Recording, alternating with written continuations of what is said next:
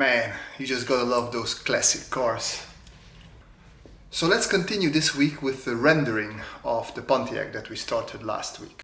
In this video I'm going to talk a little bit about my brush setup and also about the layer setup. I try to not speed it up too much, so most of the video is going to be at 4 times speed, which should be relatively enough for you to keep up with it. Alright, so the brushes, as you can see, I already highlighted a couple of brushes there, but let me start with something that I already said many times. I really love the K-Melon brushes for sketching. But when I do the rendering part, I always switch to the Hudson Rio brushes. Actually, I switch before the rendering because I use Hudson Rio's pencil to do the line work as well, and that is called the Linework pencil brush. But as soon as I'm done with the line work, I go straight into rendering, which starts with blocking in the main shapes. And that usually I do with the hard brushes. Well, I call them hard brushes, but it's the central 3 from the 3 that I highlighted. They're called full opacity brush, pressure sensitive brush, and light opacity brush. I usually use the full opacity one to block in the main shapes, as in the shape of the car in this case, and then I start rendering with the pressure sensitive and the light opacity brush. It's usually I vary. I jump around mostly between pressure sensitivity and light opacity brush, depending on how much light there is. If I really just want to touch up things, I go with a light opacity brush. I would say most of the time I work here with the pressure sensitivity brush, so the one in the middle.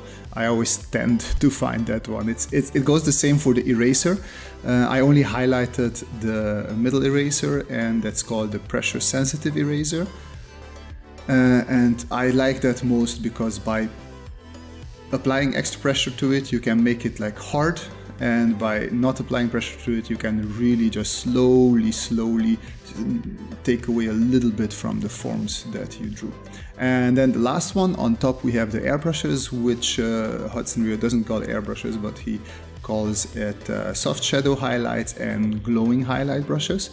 One is like really soft, the first one, and the second one is a little bit, well, you can put more paint onto the paper with it, but both are really good if you want to have nice transitions. And then combined with the erasers, you can cut edges off and make them really nice and sharp. So these are most of the brushes, like always the brushes. If I paint in Sketchbook Pro, these are my main brushes. I rarely use anything else other than if I want to go a little bit fancy, and then we have some other fancy schmancy brushes, but these are usually the ones that do the job for me. And then let me talk a little bit about the layer setup.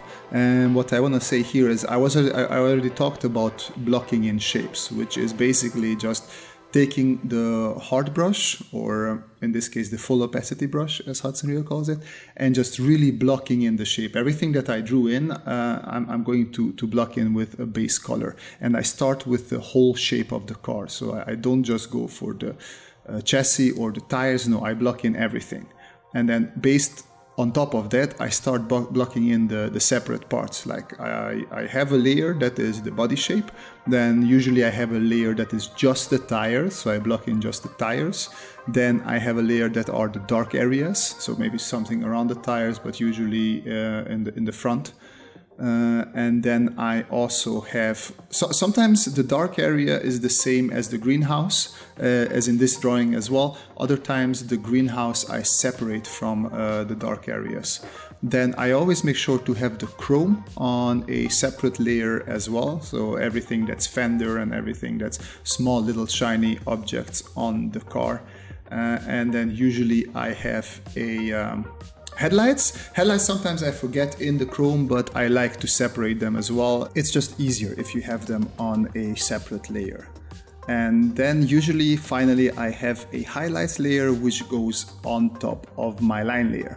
And that's most of it for the layer constructions. I just lock all these layers, so I lock the transparency of them, and then you can easily draw away on them, and then you don't have to be afraid of going outside of the lines.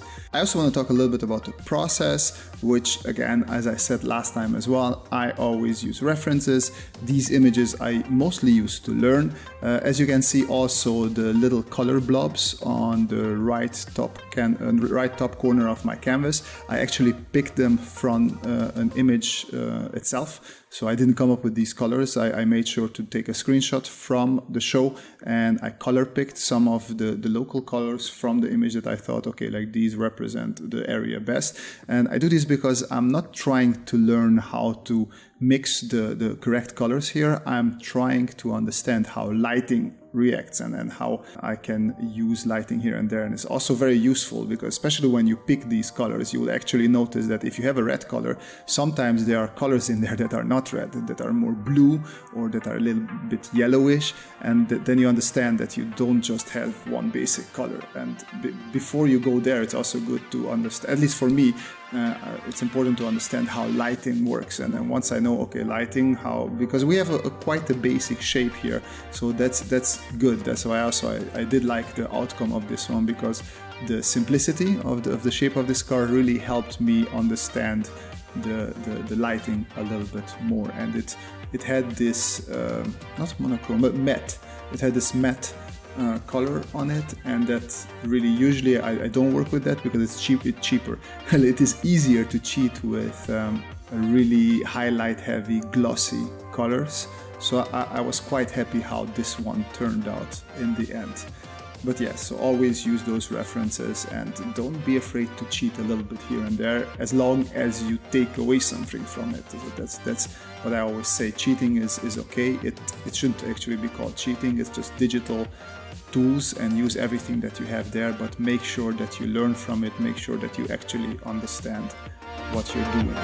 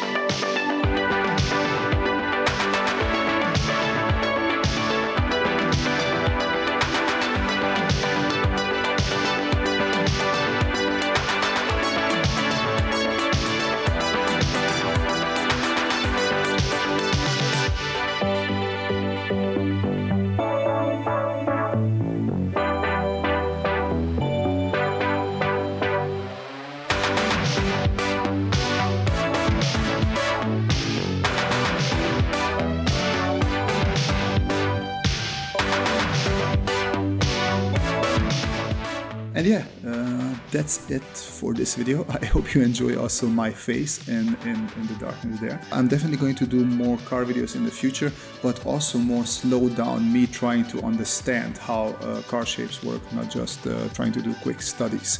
I hope you enjoyed this video. If you did, hit that like button.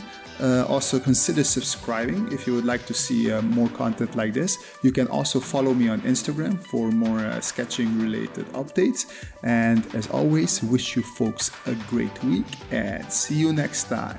Bye bye.